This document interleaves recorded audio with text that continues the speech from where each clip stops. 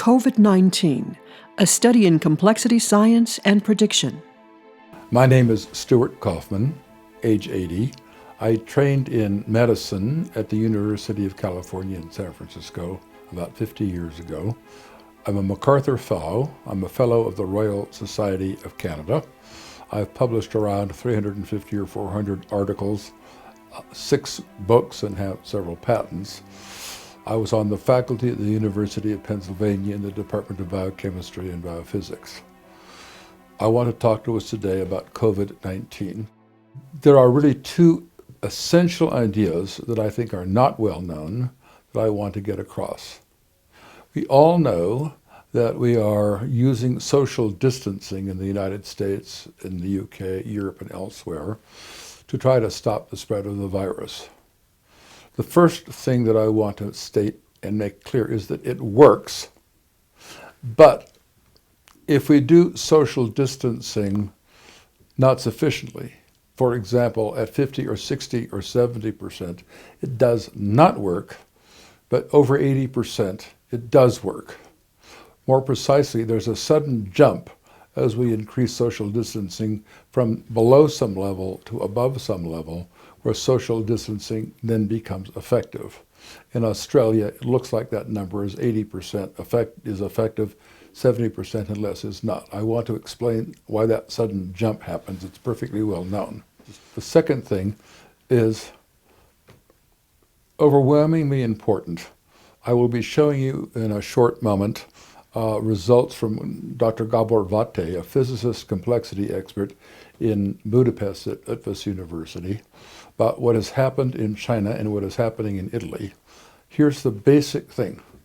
If we do nothing to socially isolate, COVID-19 will spread and grow exponentially fast. It will just go and keep going up. If we do social isolation at the level that's effective, COVID-19 will increase and then it will level off, and this disease will stop spreading. Mathematically, that's going from an exponential to what's called a logistic response. This is happening now in China. It's happening in Italy.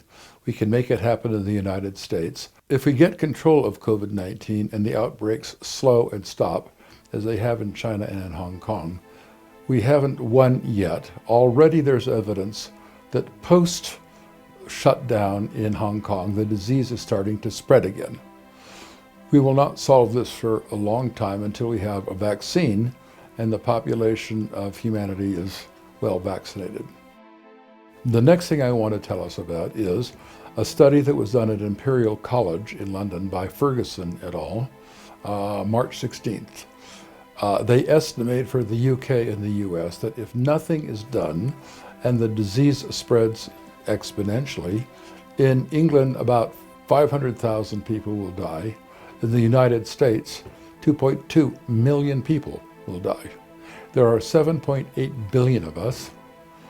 In the worst case, when this spreads, a very approximate numbers that on the order of 50 to 55 million people could die. To scale this for us all, World War II saw 40 million people die.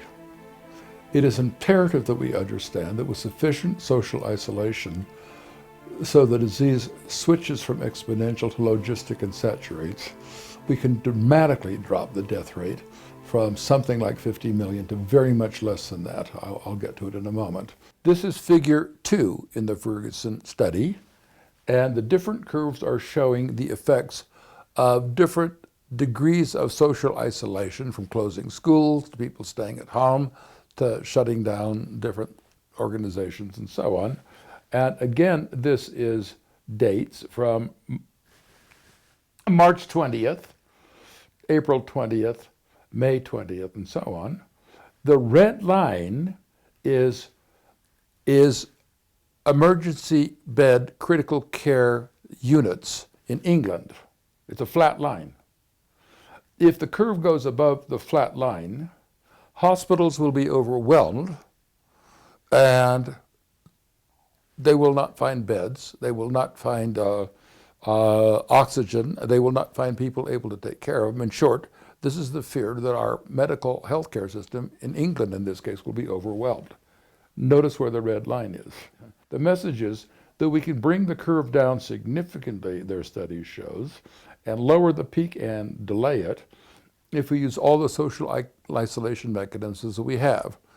Well, that's happening right now in Europe. England has gone to lockdown, perhaps because the Prime Minister, Boris Johnson, saw the study of the group in Imperial. Coming back to our president, there is Easter. That's England.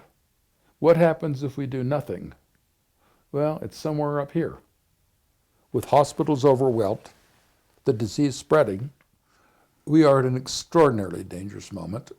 It is time, for example, for the governors in the United States to have their hands on these two studies, for everybody in Congress to have their hands on these two studies. Anthony Fauci almost certainly knows of these two studies, or does know of these two studies. I'm now going to show you Gabor Mate's analysis that came out 2 or 3 days ago, looking at the actual events in China and now in Italy.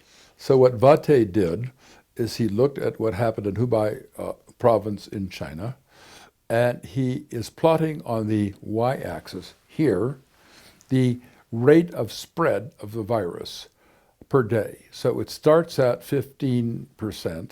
That means that each day the number of infected, this is actually deaths, but it's the same thing, the number of infected is going up by 15%. But what is happening, which is the huge hope, is that as the disease spreads, because it's now logistic and it's spreading in isolated pockets, the rate of spread of the disease slows from 15% to 10%. I'm now going to show you the same results for daily growth rate of deaths as a function of the cumulative number of deaths in Italy, and we're seeing the same thing. It starts in Italy spreading at about 25% a day, and it gradually trends downward in that data, as you can see, so that by, in this case, 2,500 deaths, what a horrible thing to be using as a marker, it's dropped from 25% to 15% spreading per day. That is, again, because this is now logistic, because there's sufficient social isolation to stop the propagation of the disease exponentially. Now, an extremely crude calculation, and please understand how crude this is. The U.S. population is 330 million. Italy is about 65 or 70 million. So we're about 6 times the size of Italy. Just as the first really simple guess, really simple, first guess, if 6,000 people will die in Italy, 6 times that, the number scaling for the population of the United States is about 36,000 people will die. That's hideous. If we do nothing, it's 2.2 million people will die. What I've just said assumes that we can do social distancing at such a point that the disease doesn't spread. We have a theory from Mikhail Prokopenko in Australia saying that social distancing of 80% works and 70% doesn't. This is my friend Stephen Guerin. He has built massive simulation gear for lots of kinds of things and is acting on behalf of the state of New Mexico with respect to COVID-19. Stephen, please go ahead. At the invitation of Stu, we're going to talk about phase transitions in models. And we're going to use a metaphor today about how an epidemic is not unlike a fire model.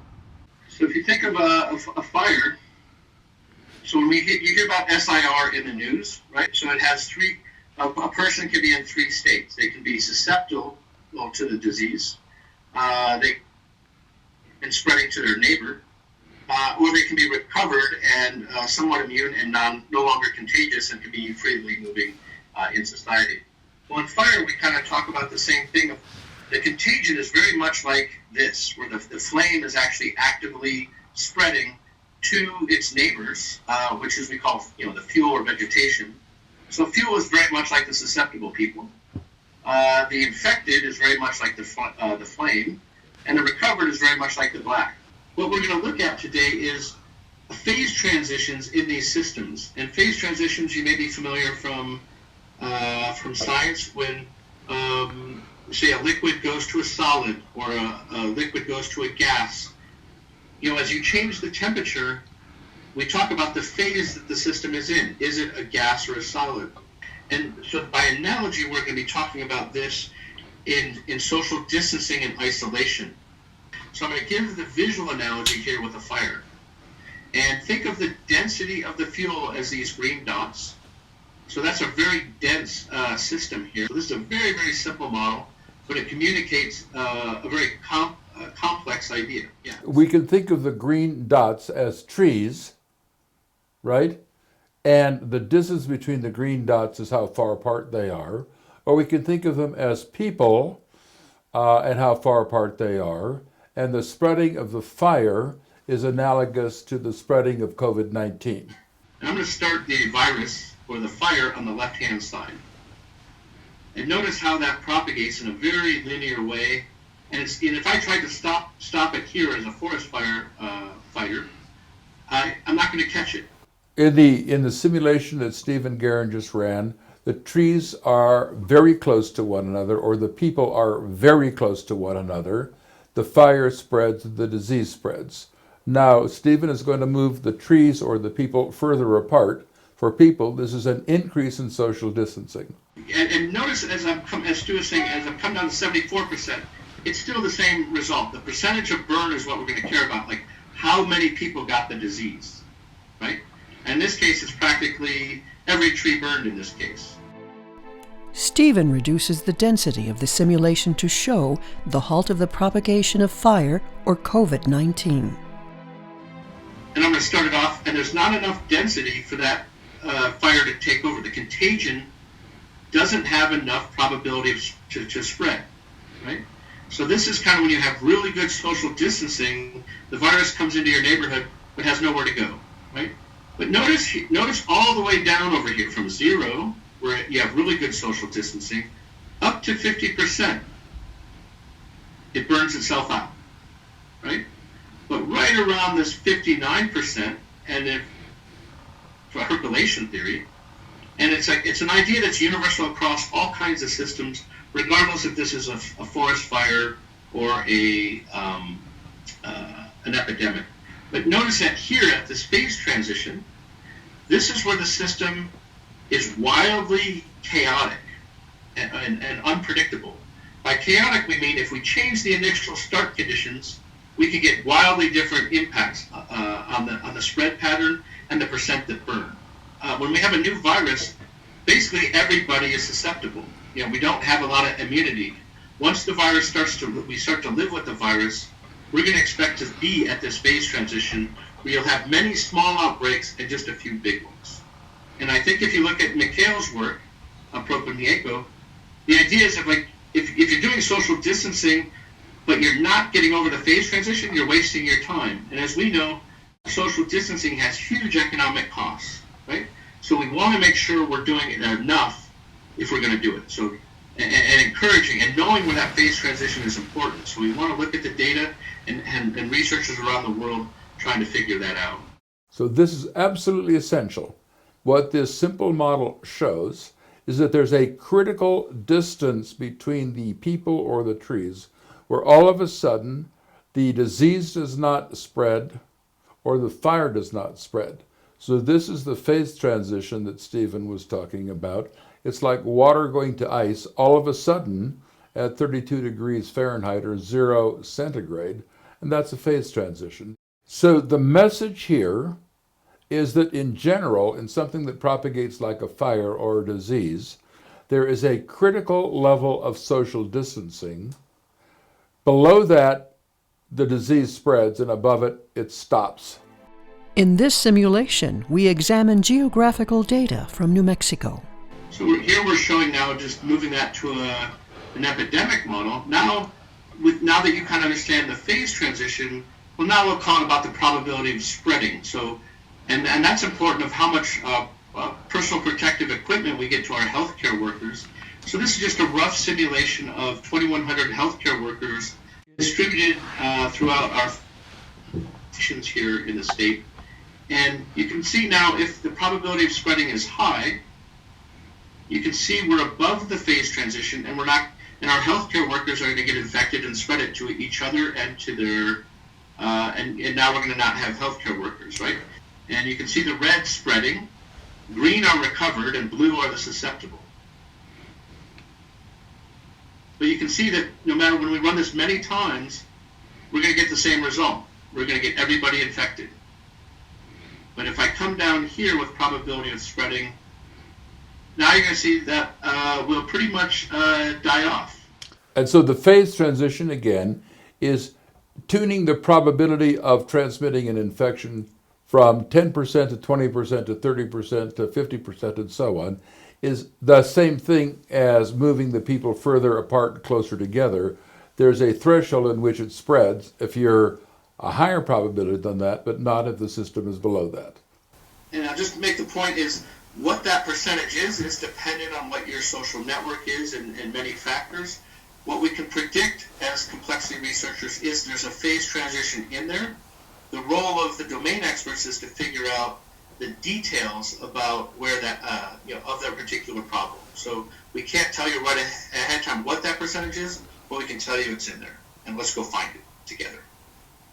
The data from Australia, Mikhail Prokopenko's study, suggests from detailed simulations that this transition occurs between 70% and 80% social isolation. Is it safe to then lift the constraints and allow people to go back to work? Probably not, and this is equally essentially important. As I said, there's already signs, and in the newspaper, of a third wave in Hong Kong. Well, we'll find out soon enough if that's true, but if that's true, we are not going to just beat this disease once and then be done with the story. So what then do we face? So let's look at it. We will in a year to 18 months have a vaccine. Once the population is vaccinated, that stops the spread of the disease. We will have to vaccinate a large fraction of the population. Some fraction of people will have been infected and become immune themselves, and that will help. But it's not what a vaccine will be. That might be a year or two or more till people are vaccinated. Dr. Kaufman stresses, while waiting 12 to 18 months for vaccines, we must now search for antivirals against COVID-19 that can be in the field much sooner. A first choice is to screen FDA-approved drugs. There are undoubtedly thousands of FDA-approved drugs already in the United States. The basic idea is to screen those drugs to see if any of them can act to block COVID-19. I now want to talk about three other approaches to making antivirals. In addition to screening as rapidly as we can for effective drugs among FDA-approved drugs, or the equivalent in England or whatever, there are at least three other approaches to creating antivirals. Let me remind you of what a virus is. It's typically a strand of DNA or RNA that is packaged into a set of proteins that coat it, called the coat, and a fancy apparatus like a tail fiber. The tail fiber is attached to the cell, your cell, and the virus drills a hole in it and injects its genetic material into the cell. Once the genetic material is into the human cell, the virus genes take over the cell's protein-making machinery, and it expresses the viral genes, which then reproduce the virus, make the proteins to package it, and there's thousands of viruses in the cell that then burst the cell and spread to other cells.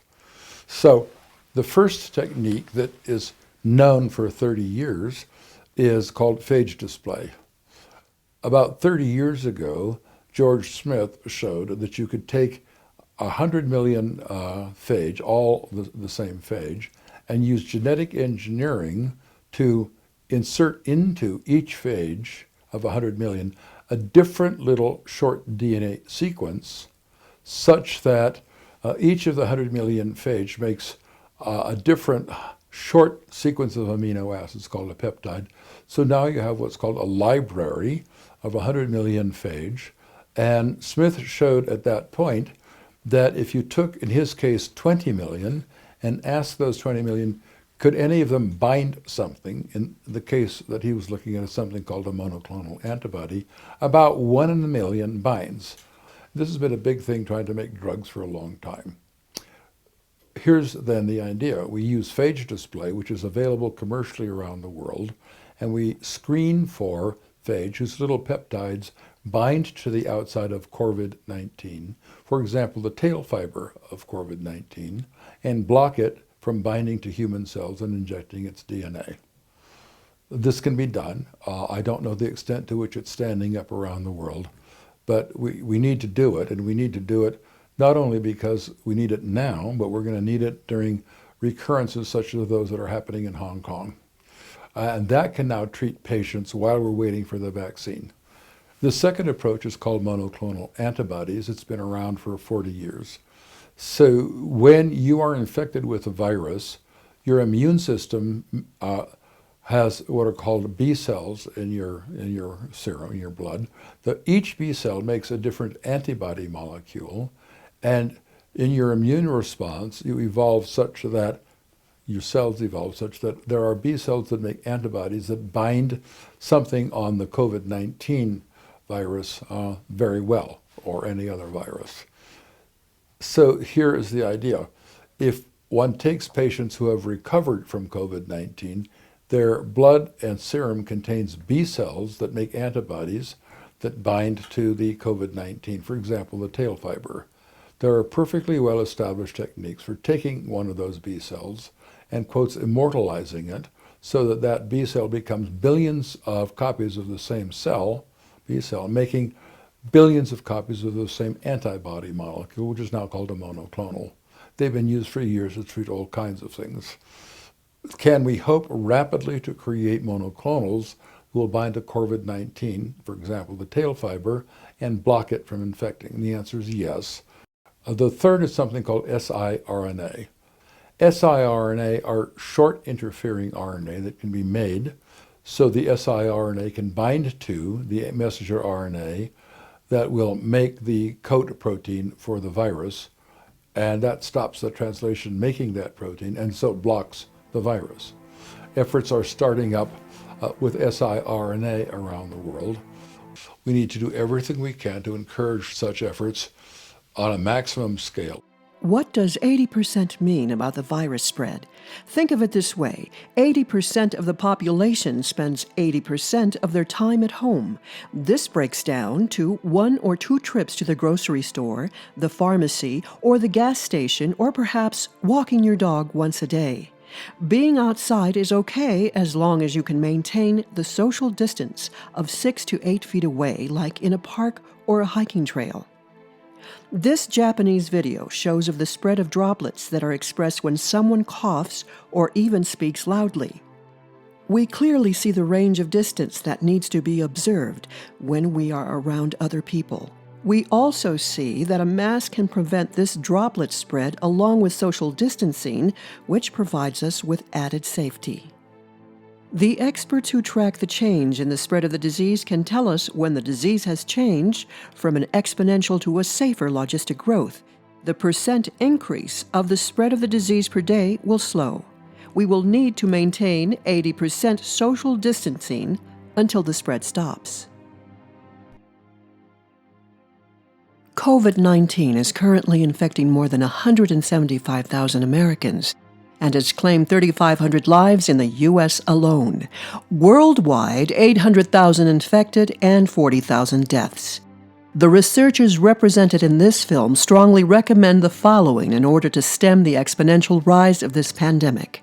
In order to flatten the results to a logistic curve, social distancing must be maintained at 80% or above for an extended period of time. All FDA-approved drugs screened for efficacy, singularly and in combination, and phage display, monoclonal antibodies, and siRNA strategies prioritized and optimized for potential results.